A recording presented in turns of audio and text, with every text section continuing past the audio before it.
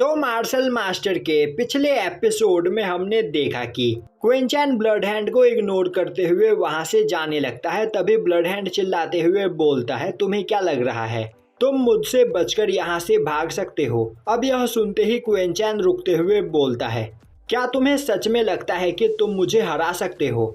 तुम अभी मेरे सामने बहुत ही ज्यादा कमजोर हो और यहाँ पर तुम्हारे किसी भी अटैक का मुझ पर कोई भी असर नहीं होगा। यह सुनते ही ब्लड हैंड गुस्से में बोलता है, आखिर तुम खुद को समझते क्या हो? और अब वह अपनी पूरी पावर का यूज करते हुए एक जाइंट स्पिरिचुअल हैंड से क्विंचैन पर अटैक कर देता है। पर वहां पर क्विंचैन बिना हिले अपनी जगह पर ही खड़ा रहता है और अब ब्लड हैंड काफी तेजी से क्विंचैन पर अटैक करता है, पर उसके अटैक से क्विंचैन को कुछ भी नहीं होता है और यह देखकर ब्लड हैंड के होश उड़ जाते हैं। वहीं पर ब्लड हैंड के अटैक को उस डिवाइन आर्मर ने अपने अंदर एब्जॉर्ब कर लिया होता है। तभी क्विंचैन बोलता है, तो क्या तुम अभी भी मुझसे फाइट करना चाहते हो? तभी ब्लड हैंड बोलता है, आखिर तुम्हारे पास यह किस तरह का आर्मर है? क्विंचैन बोलता है, तो क्या अब तुम मुझ पर अटैक नहीं करोगे? कोई बात नहीं, तो अब मैं यहाँ से जा रहा हूँ। और यह बोलता हुआ वह वहाँ से चला जाता है। वहीं पर खड़ा ब्लड हैंड सोच रहा होता है, क्विंचैन ने मुझे यहाँ पर बेवकूफ बनाया। उसके पास शुरुआत से ही इतना पावरफुल आर्मर मौजूद था और वह यहाँ पर उस आर्मर की रियल पावर को एक्टिवेट करना चाहता था, इसीलिए वह इतनी देर तक मुझसे फाइट करते रहा। पर कोई बात नहीं, अगर मैं यहाँ पर ब्रेक थ्रू कर लूँ तो क्विंचैन को आसानी से मार सकता हूँ। तो पहले मुझे यहाँ पर अपनी पावर को बढ़ाने में ध्यान देना चाहिए और यहाँ पर जितने मैजिक क्रिस्टल मेरे पास मौजूद है उन सभी की पावर को एब्जॉर्ब करने के बाद मैं मार्शल किंग रैलम के 7th लेवल से ब्रेक थ्रू कर जाऊंगा, जिसके बाद क्विंचैन को मेरे हाथों से कोई नहीं बचा पाएगा। अब वहाँ पर थोड़ी देर के बाद ज़ैंगसू भी पहुँच जाता है और अब वह अपनी पावर का यूज़ करते हुए देखता है कि इस जगह पर क्विंचैन और ब्लड हैंड के बीच काफ़ी खतरनाक फाइट हुई है, जो देखकर वह परेशान होते हुए अपने साथी से बोलता है, हमें यहाँ पर बहुत सावधान रहने की जरूरत है क्योंकि हमने जितना सोचा था वह पर्सन उससे कहीं ज़्यादा पावरफुल है। तो जब तक हमारे डायनेस्टी के पावरफुल लोग यहाँ पर नहीं आ जाते तब तक हमें संभल कर रहने की जरूरत है।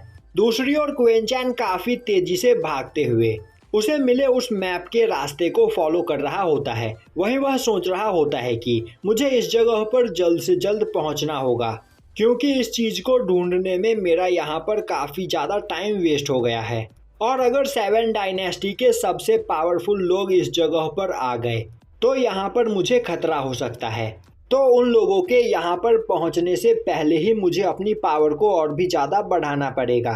और अब वह एक शांत जगह पर एक फॉर्मेशन बनाकर उसके अंदर बैठ जाता है और बोलता है कि पहले मुझे यहाँ पर मार्शल किंग रैलम के 5th लेवल पर पहुँचना पड़ेगा, जिससे मैं 7 डायनेस्टी के सबसे पावरफुल लोगों का सामना कर सकूं।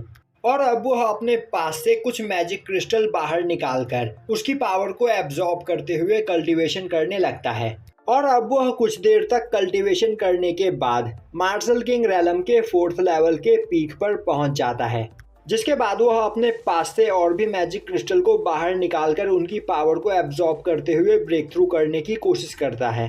पर वहां पर काफी देर तक कल्टीवेशन करने के बाद भी वह ब्रेक थ्रू नहीं कर पाता है, जो देखकर वह वहां पर और भी मैजिक क्रिस्टल की पावर को एब्जॉर्ब करने लगता है, पर इसके बावजूद वह ब्रेक थ्रू नहीं कर पाता है। और अब यह देखकर वह सोचने लगता है, आखिर ऐसा क्यों हो रहा है? यहाँ पर जरूर कोई ना कोई प्रॉब्लम है जिस वजह से मैं ब्रेक थ्रू करके मार्शल किंग रैलम के 5th लेवल पर नहीं पहुँच पा रहा हूँ। दूसरी ओर ब्लड हैंड चारों ओर घूम घूम कर उन मैजिक क्रिस्टल को ढूंढ रहा होता है। वहीं वह बोल रहा होता है कि बस मुझे 10 और मैजिक क्रिस्टल चाहिए और अगर मुझे 10 मैजिक क्रिस्टल मिल जाए तो उनकी पावर को एब्जॉर्ब करके मैं मार्शल किंग रैलम के 7th लेवल से ब्रेक थ्रू कर जाऊंगा, जिसके बाद क्विंचैन को मारने में मुझे बिल्कुल भी टाइम नहीं लगेगा। पर उसे वहां आसपास कहीं पर भी वह मैजिक क्रिस्टल नहीं मिल रहे होते हैं। तभी वह एक लंबी सांस लेते हुए बोलता है, इन सभी मैजिक क्रिस्टल की पावर को एब्जॉर्ब करने के बाद मैं मार्शल किंग रैलम के 7th लेवल से ब्रेक थ्रू तो नहीं कर पाया, पर मेरी पावर पहले से कहीं ज़्यादा बढ़ गई है।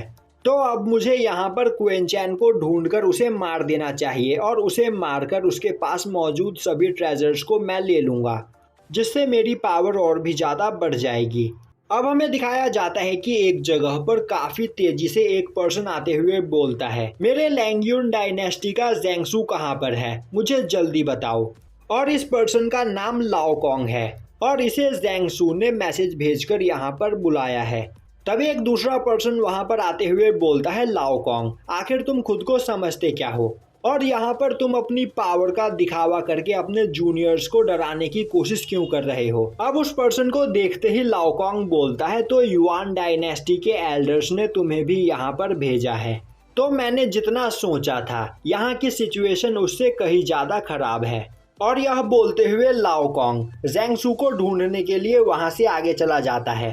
तभी वहां पर खड़ा हुआ पर्सन साओ बोलता है, आखिर ब्लड हैंड खुद को समझता क्या है और आखिर उसकी हिम्मत कैसे हुई मेरे युआन डायनेस्टी के लोगों को परेशान करने की। तो तुम लोग मेरे साथ चलो, मैं उसे जिंदा नहीं छोड़ूंगा। और अब वह अपने युआन डायनेस्टी के डिसाइपल्स को लेकर ब्लड हैंड को वहां पर ढूंढने लगता है।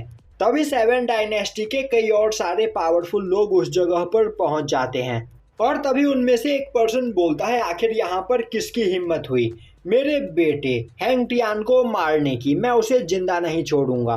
और अब वह सभी लोग भी वहां पर ब्लड हैंड को ढूंढने में लग जाते हैं।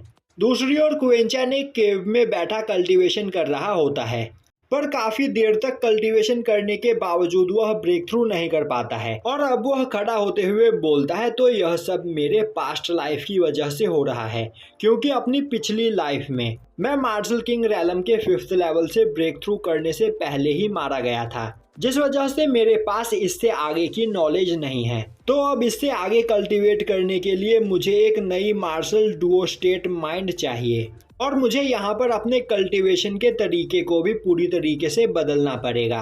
यह एक काफ़ी मुश्किल काम है, पर इससे मेरी पावर काफ़ी ज़्यादा बढ़ जाएगी। और यहीं पर यह एपिसोड ख़त्म हो जाता है।